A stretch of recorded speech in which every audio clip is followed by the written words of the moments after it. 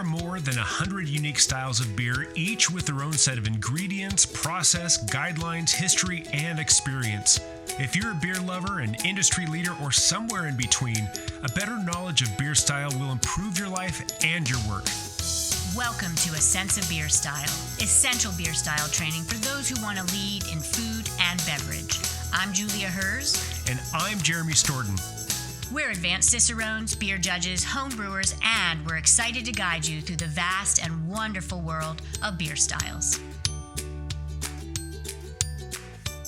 Good afternoon, good morning, good evening, good middle of the night, depending on when you are listening or watching, everyone. I'm making Jeremy laugh.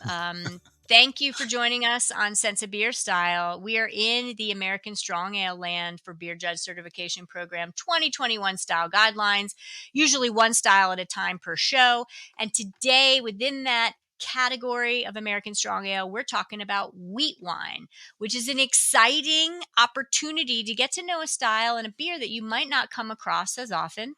And we will always say, you're not finding these and want one, brew one, home brew. It's easy enough to do, and you will get better with each batch that you do brew. And basically, the Wheatwine is, got some rich texture. It's got some alcohol. Certainly, it's more of a sipping beer, and its emphasis is on wheat, the fermentable used as the base. So think about that. It can go to lower alcohol levels for wine. That means the wine aspect of wheat wine. And so this is a bigger alcohol beer. And you have hops kind of more in the background and the essence of wheat or that bread flour, really kind of showcasing things on a level that is unique and super fun to try. It's also got a history where it was created at Rubicon Brewing out of Seattle area in Washington, way back in 1998. And so what a claim to fame that can show that any brewery can create a style inspired by other styles. This is a style that was inspired by English barley wine that then turned into American barley wine. And now here we have wheat wine, which is another example of beer innovation. Because of the alcohol levels and the strength of it, it's often more elicited to enjoy and drink in the winter, or is not usually a flagship style beer for most breweries. More of a seasonal in the colder months. But hey, freedoms abound. You can drink this and brew this at any time.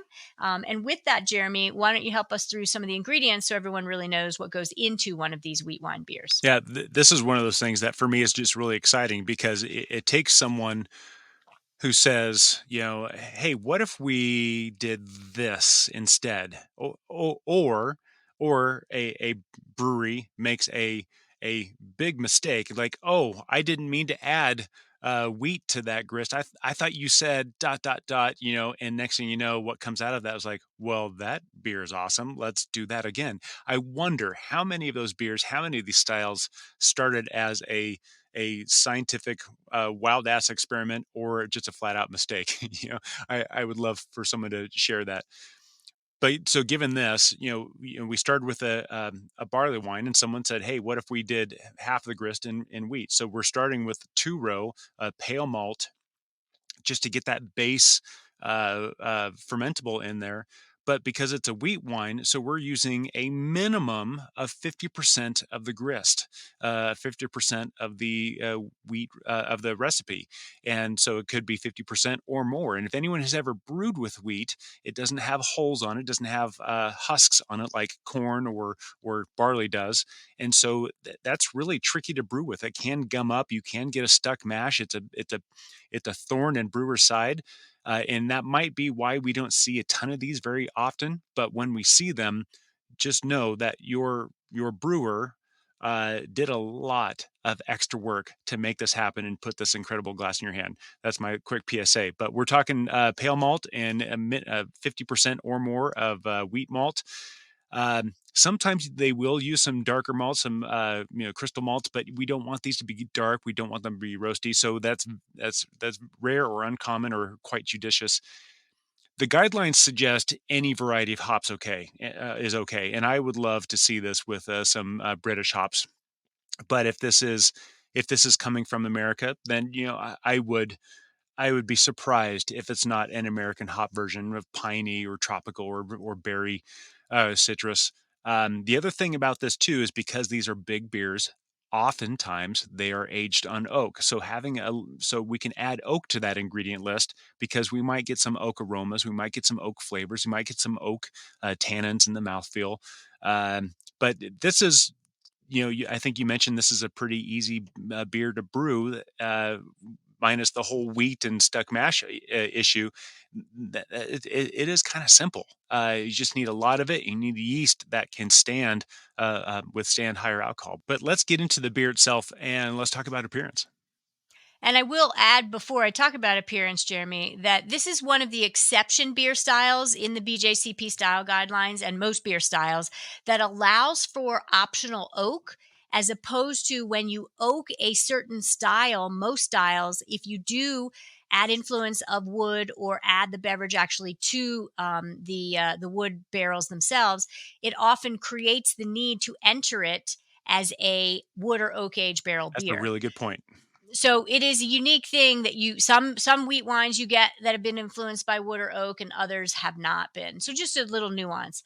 I'll also say it's fun to talk about appearance because what Jeremy talked about is sometimes you can add darker malts, but it's not as common. The color will range though from the wheat from gold, right, 5-6 SRM standard reference method, to deep amber. That deep amber could come from the addition of darker malts or actually an oxidative advancement of tannins, similar to how tea is made. You have green tea, oolong tea, black tea as the main three categories. The reason those tea leaves go to darker from green tea, because mostly all tea leaves start green, is because you have a fermentation process. But technically, that fermentation process is really an oxidation of tannins. And so that same aspect could be happening here if you have a darker one, and it doesn't mean that darker malts were added. So I would keep that in mind. And I love the fact that there is a collar of foam called for in here, low to medium. It's fun to have carbonation in beer. It's really, most styles call for it and it benefits from it. But you will have an off-white collar of foam, not necessarily stark white, depending on what malts you have added. And that would be creamy. A creamy color of foam is very, very nice with respectable, stable, steady head retention is what's called for. There's something called chill haze that the style guidelines talks about. This is a coagulation of proteins at colder temperatures. So say you buy your wheat wine in from the store and it's stored cold, and you bring it home and you take the bottle out of the fridge to crack it open and you're like, you pour it right into your glass and it's hazy. But then as that beer warms up, those proteins and that coagulation kind of dissolve and you don't have it. It clears up as it warms up. It's a kind of fun kind of science experiment going on too. And then appearance, you will, because of the higher alcohol levels, potentially if you swirl it around your glass, see some visible legs, which are swoops and markings on the inside of the glass of the amount of ethanol in that beer. Yeah.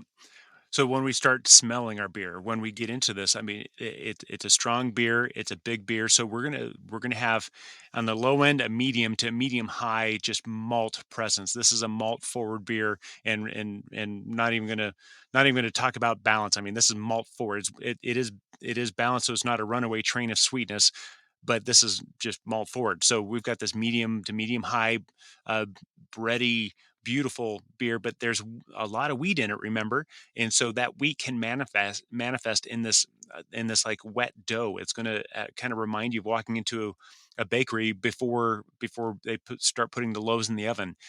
But especially when these beers have been aged, we are going to start getting some flavors coming from both the grains and even from age. This beautiful kind of honey flavor, maybe a little bit of caramel, so it just adds this kind of complex sweetness to it that is kind of interesting when you stop and start to kind of think about it. The hops of this is going to be medium low because again, we don't want this runaway train of too much sweetness. We don't want it to be cloying, but there is a medium low hop flavor that keeps that in check. Um the alcohol is also going to be one of those things that helps balance that, and so we're smelling these hops, we're smelling this alcohol that can come across as being, for me, I usually call it a little bit pepperminty, but it can manifest in different ways for you. um, we're also looking for some low to medium fruity notes from the esters. This is one of those beer styles as well where the guidelines say if you get just a very low, a little bit of diacetyl, that is perfectly okay. And frankly, diacetyl in this beer is actually kind of nice. I'm not going to lie. What we should not have in this beer style is, if you're thinking this is like a German Hefeweizen type of wheat beer, it's not. You should not have banana flavors. You should not have clove flavors. It's not that kind of beer. This is more, if we were to say anything, this is an American wheat beer that doesn't have any of those aromas or flavors and has just gotten much, much, much bigger. That's the aroma that I expect out of these beers. Julia, let's talk about flavor. And as often happens, aroma falls right into Yeah. flavor and is very indicative of most things you're going to actually taste, with some more nuance because your orthonasal and retronasal passages aren't going to perceive what your tongue and soft palate do.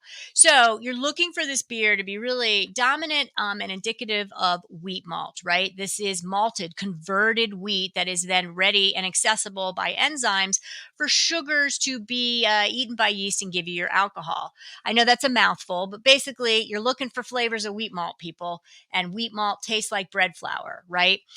You've got other aspects of what you could describe wheat, but that's pinch that middle piece of bread out of the bag, and that's where you're going to go. Yeah. And then you're going to have hop character, but it's more in the background for flavor, right? Bitterness is an aspect of this beer, but it's not a dominant aspect. You've got toasty, caramel, bready, or honey notes, depending on how more aged it is and how much oxidation or oak influence or other types of wood have been introduced to these style beers.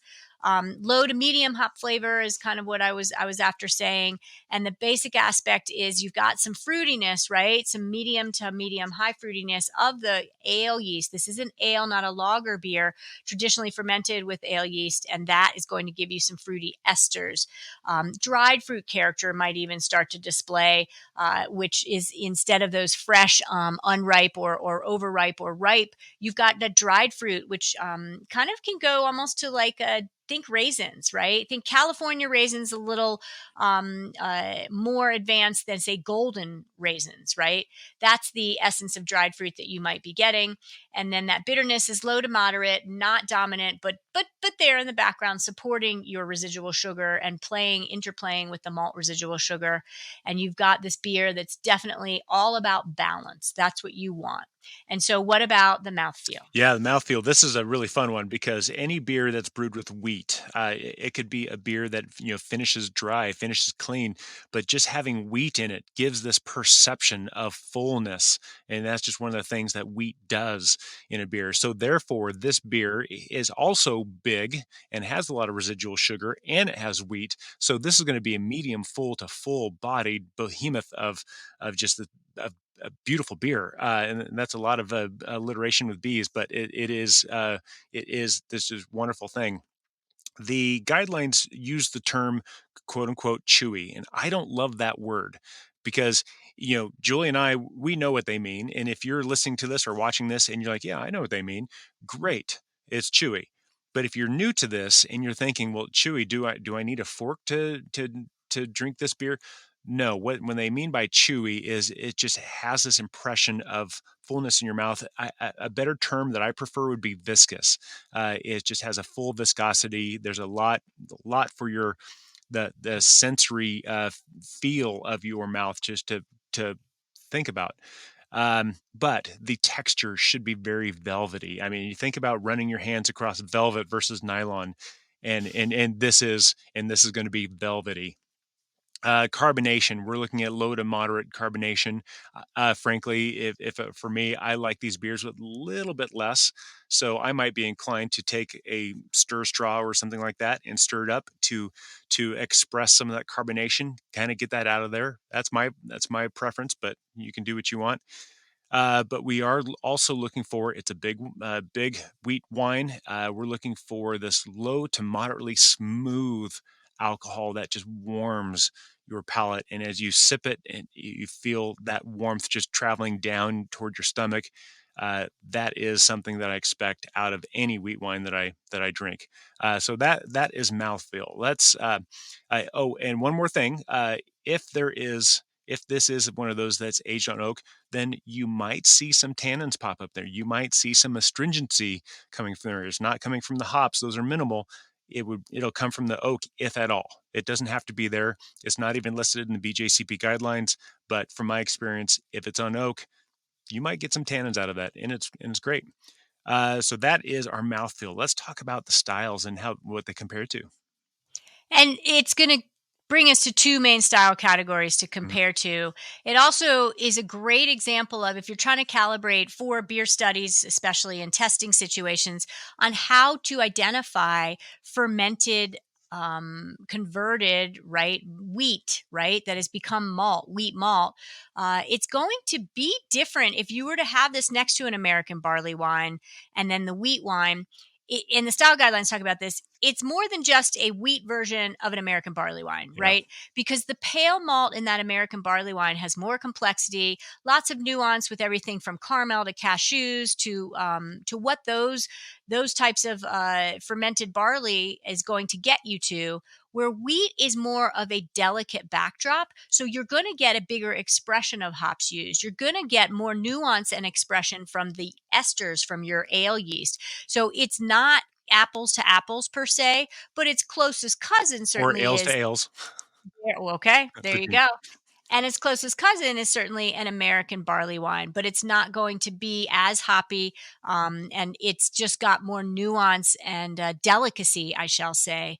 It also is a good one, even though they are not as close as cousins. They're like fifth cousins, once removed kind of thing, for your American wheat beers. American wheat beers are much less in alcohol, less expression of complexity and age. There's so many differences, but it's a good place to start. Again, if you want to calibrate on what barley wheat that has been converted tastes like, but you don't get the essence in American wheat beers that you also shouldn't be getting in these wheat wines of, say, German style wheat beers. So you don't have that Weizen ale yeast character that would influence your American wheat beer or your wheat wine. So that's always good to keep in mind. When we talk about some commercial examples of this, granted, they're kind of hard to find, or at least they were. And I remember when I was studying with my beer mentor, who was a master beer judge. When we went through classes, when I worked with him personally, I could not find a wheat wine anywhere. So for the longest time, I had no good examples of wheat wine until a little shout out. Crux Fermentation Project in Bend, Oregon, finally put out one, and I finally got to taste it for the first time, and it was gorgeous. It's beautiful. I bought several bottles and have been holding on to them for years. And then since then, now I've been able to find them fairly easily. So hey, whatever they did, it worked. But so if you find a wheat wine, just grab it, grab two at least, and then we'll sort through the details later. But ones that are listed on the BJCP guidelines, we're looking at Two Brothers Bare Trees, the brewery White Oak out of Anaheim, Castilian Winter Ale, and the perennial Heart of Gold. And but the big thing is, if you don't find it, then brew it. But if you come across a different brewery and it says wheat wine, try it. See what happens. Let's talk about some numbers. So, vital statistics on wheat wine will be helpful, especially if you're testing. Original gravity 1080 to 1120. That's a pretty broad range, but that takes us very easily to alcohol by volume range of 8% to 12%. So, nice synergy there in memorizing those Yeah. numbers. Final gravity, just think the number 8, 1080, and then you have final gravity 1016, right?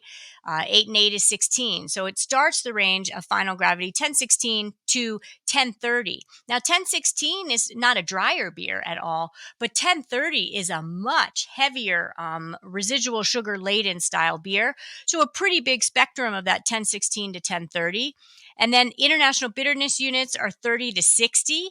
And it's interesting to look at the 2015 guidelines from Beer Judge Certification Program. Then they didn't update them till the 2021 ones, which Jeremy and I follow an overview for you for Sense of Beer Style Show. But the standard reference method or color of the beer in 2021 is 6 to 14. In 2015, it was 8 to 15. And it makes you wonder, what the hay went on behind the scenes. And, I'm not feeling like there's a lot of lab testing going on for anyone's beer style guidelines to data point and get at where they should be. I'm a big advocate that we should be using more data over the years to establish our broad guidelines, both for professional and hobbyist level.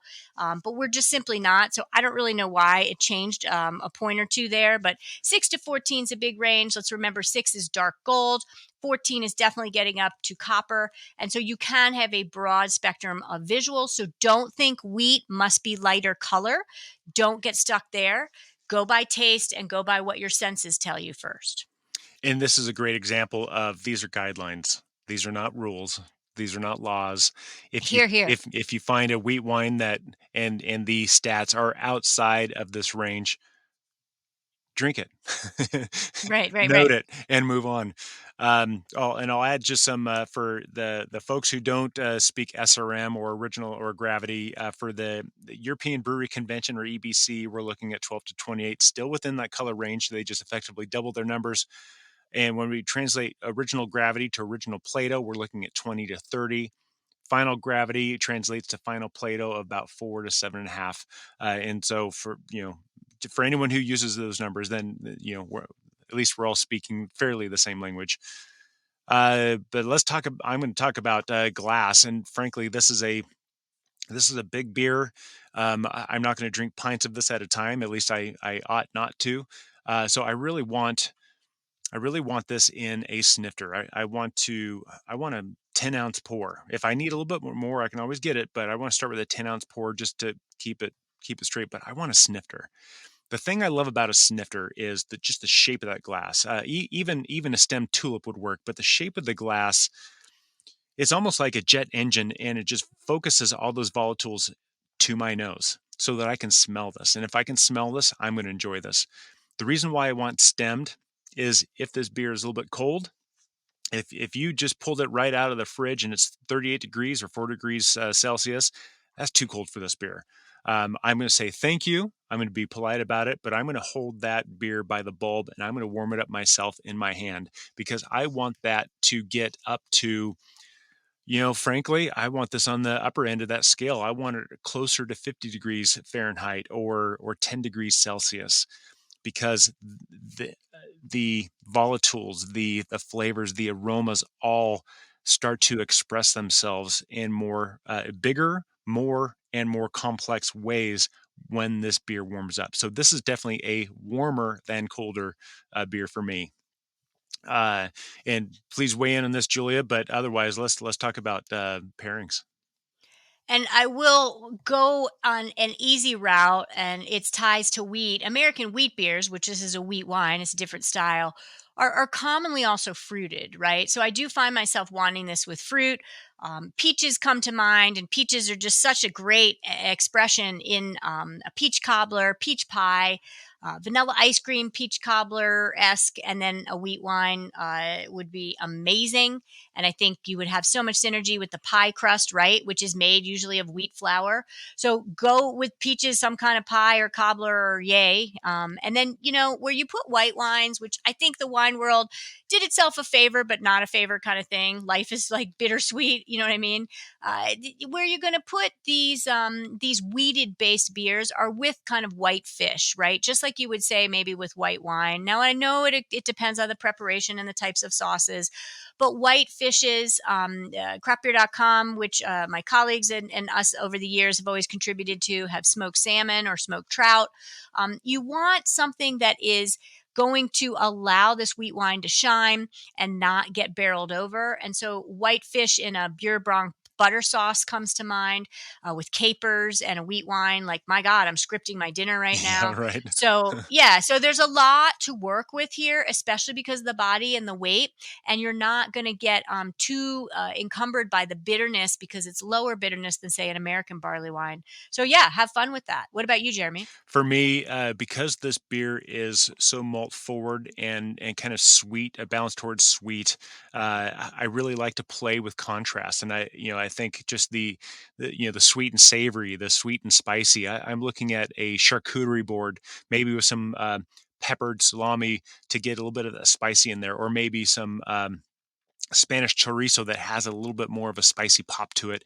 That would just be incredible. And along with that, I want some really dry, salty cheeses to kind of, again, play off of that sweetness and just kind of bring me right in the middle. Having some nuts, like some toasted cashews, would fit right in with this.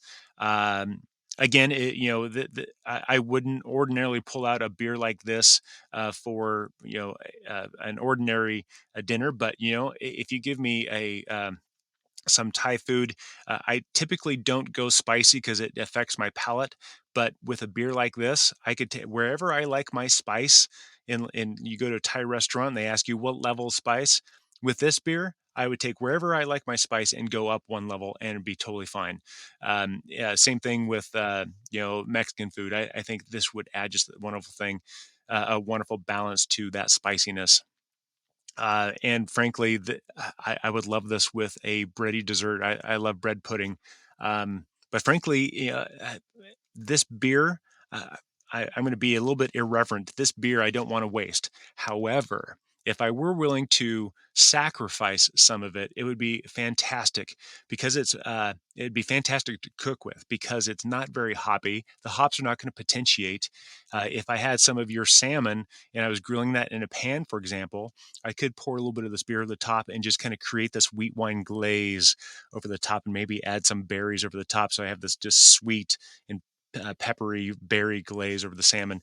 There's so many things we could do with this, but that's where my brain goes right now when we're talking about this. I like it. I love it, actually, more than like. I love it. And there you have it. Wheat wine, people, not necessarily on your radar or in the store as much or being brewed as much, but all more reason that we have expressed here that you want to seek these out and find opportunities to enjoy them. So cheers to you all, and good wheat wine to you as well. Cheers. Thank you for listening to A Sense of Beer Style, the essential beer style training for those who want to lead in food and beverage. With advanced Cicerones, me, Julia, and me, Jeremy. Tune into the next episode as we continue exploring the world of beer styles and what to make of them. We encourage you to listen to the prepisodes to build your foundation and better understand beer styles. And before the next episode, I'd like to ask you to review the show and let us know what you'd like featured in upcoming episodes. Until next time, here's to you and your sense of beer style. Thank you for listening. Cheers.